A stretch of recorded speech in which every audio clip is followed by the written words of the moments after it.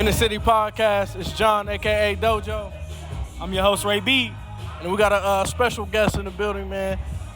One of the founders of Streetwear Flea, man. We're gonna let you introduce yourself. I go by the last Mr. King JD. That's about it. All right, man. Just tell us a little bit how Streetwear started, how Streetwear Flea started. Well, I kind of been into the streetwear and sneaker game for a long time, and for the longest, a lot of people were doing sneaker shows, and there's still some sneaker shows going on where like people will kind of show off their collections and display a lot of stuff that they weren't even really selling. And I used to hate going to events and seeing that. So I was like, what kind of event I can do that's in the same lane but a little bit different. So I came up with the Streetwear Flea, where it was like sneakers and clothing, and everything that people bring is all for sale. It's not just for show. So yeah, so now we're here 5 years later. Most definitely, man. Just doing it for the culture. Claude, how you feel, man? Man, Mr. King, one thing I wanted to ask you is, what was one of your favorite ones you guys have done over the years? That's like asking somebody their favorite child. You know what I mean? That's respect. I can't just pick one, because it's like all of them special one way or another. Like the first one, it wasn't the most successful, but it was the first one. So you got to appreciate that. Right. And then we had some where maybe it was a rainy day and we didn't have that many people out, but maybe a vendor really enjoyed themselves, or they said something to me that meant something. But last February, so I guess February 2019, that was like the biggest and busiest one.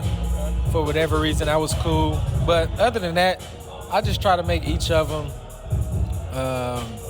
good for everybody involved. So the people that come out here, I want them to see quality vendors, and then the vendors that are here, I hope that everybody can make some money, That's what's up.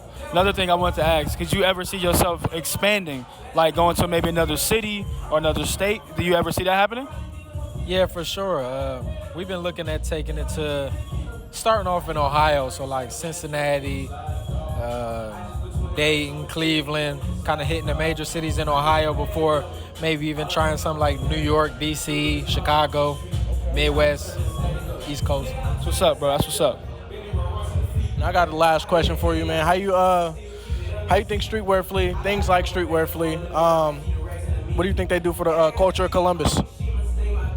That's a good question. I'm going to have to let the people kind of decide what it means for them, but I think it's cool just because, it's not really another place or a time when you can get all of these things under one roof. So it's a good opportunity for people that like sneakers and clothing to buy things, but also it's almost like a reunion too. You get to see a lot of people that maybe you haven't seen in a while, or, a lot of people kind of travel from Cleveland, Cincinnati, or Dayton. So it's a good place to network and meet new people and meet old friends.